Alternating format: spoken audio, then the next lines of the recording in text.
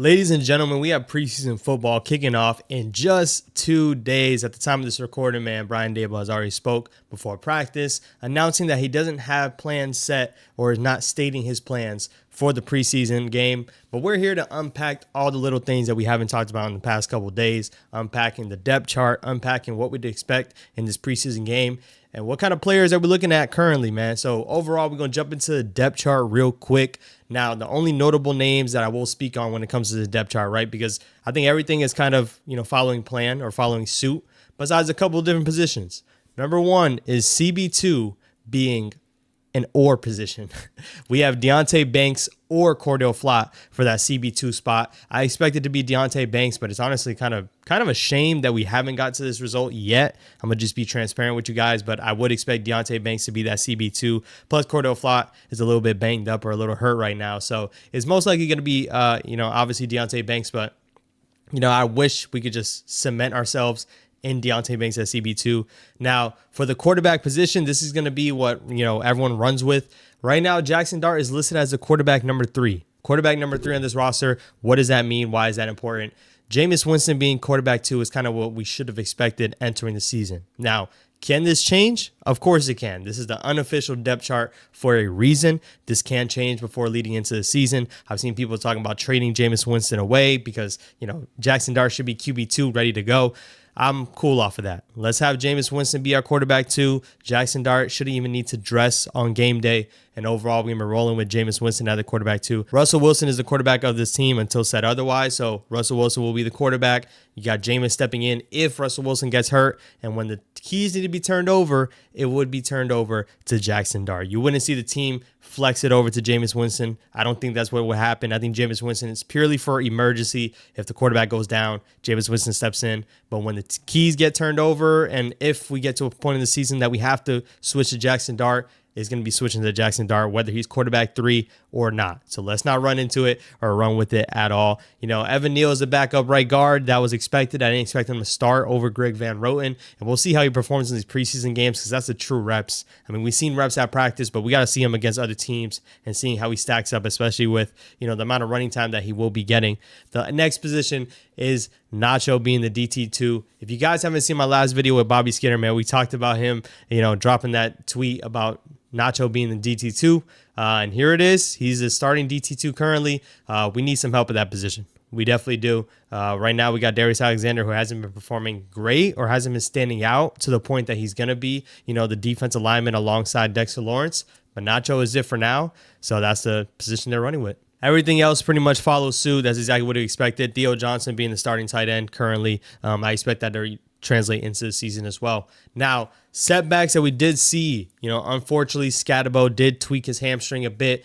He was storming off of practice a couple of days ago, and now he's also listed as the RB3. I'm not surprised when it comes to that either. Being listed as the RB3 behind a guy like Devin Singletary, I'm not surprised. Tyrone Tracy will be the lead back, but you're going to see them split up reps with a couple different running backs. I just hope Scatabo is definitely healthy for, week 1. Especially, I wanted to see his reps in preseason and see how he stacks up against other teams, trying to actually bring him down.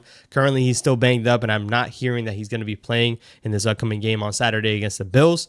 But I hope he can come back, obviously get some reps in the preseason and see what he can do in the regular season. He's listed as RB3, but Scatabo with his hamstring injury is annoying because I really wanted to see him play, especially see other players try to tackle this man on the field. Now, heading into preseason game week 1, man, the first game of preseason, I'm excited to have football back finally and actually live reps against another team because, if you didn't see, I did pull up to the training camp and it's just one thing to see that they're not bringing guys down to the ground, and obviously that's to evade injury, but we got to see live reps and see this team actually do it. Now, we know this team struggled against the run and potentially bringing guys down to the ground, so I want to see how that fares against actual teams. And the biggest question mark right now, man, is will the starters be taking the field against the Bills? Will they be taking the field in week 1 of this preseason game? And I think the starters should.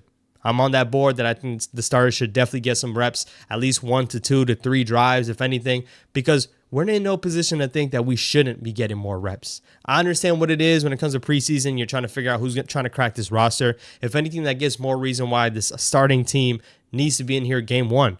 Because the next 2 games are just as vital for the guys that are trying to crack this roster, trying to figure out who can make the team. If anything, this first game means a lot. and against a team like the Bills that they already announced that Josh Allen's not playing, but they will be starting some other starters, the Giants should be starting their starters. I should see Russell Wilson out there with Malik Neighbors and all the other starters on that offense as well as the defense, man.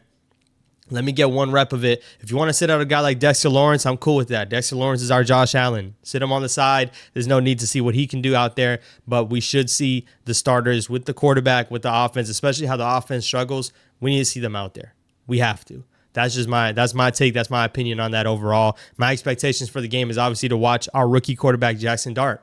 I mean, Jaxson Dart is the focal point of this preseason time, in my opinion. You got to see how he stacks up against, NFL defenses that teams are actually trying to, get after the quarterback and also trying to make a spot on their roster. So best believe you're not going to see teams taking it lightly on a Jaxson Dart. It's not going to be vanilla. It might be a vanilla offense, but you're going to see if Jaxson Dart can actually make plays in the big leagues.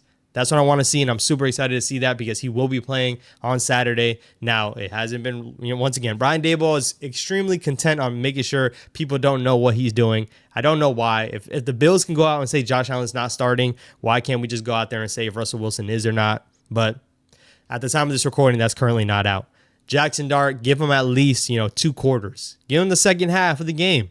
If you're not going to start the starters for that long, let Jameis get the first half. Jaxson Dart finishes the game in the second half, and we should be diving in to what Jaxson Dart will do on the field. Best believe I will be here to recap what happens preseason game 1 and also dive into what we've seen out of Jaxson Dart in that game. He's already had great connections with a guy like Montrell Washington, who's trying to make this team to be a backup slot receiver, and he's been doing what he needs to do as far as doing his thing in training camp. So we'll see if that translates to the preseason games. Also a reminder, man, the Bills are currently on Hard Knocks during the training camp. If you forgot, the Giants will be on Hard Knocks during the season, the in-season Hard Knocks. So you're going to be getting a lot more Giants content coming out on the national grand scale. Let's be happy that it's not the front office, but we're going to see our team be on the Giants and Bills Hard Knocks next week. So definitely stay tuned for that. I'm excited to see what the Giants do overall. And we got real football coming back, y'all. I'm definitely going to be diving into performances from this week 1 preseason recap. So definitely stay tuned on that part, man. Let me know what you guys are excited for down below before this preseason week 1 game. I keep saying week 1 is game 1, whatever you want to call it. Let me know down below what you're excited for, man. And stay tuned for more content coming through. I will catch you guys on the next one. Peace.